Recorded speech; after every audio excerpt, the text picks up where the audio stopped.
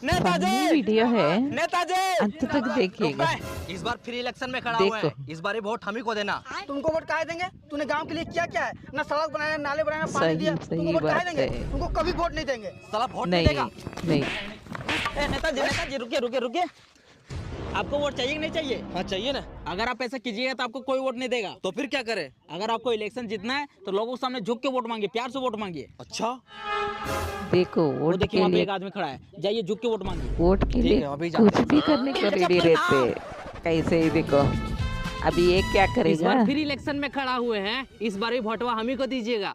अच्छा, ये क्या हो गया? वाह सब भाग गए।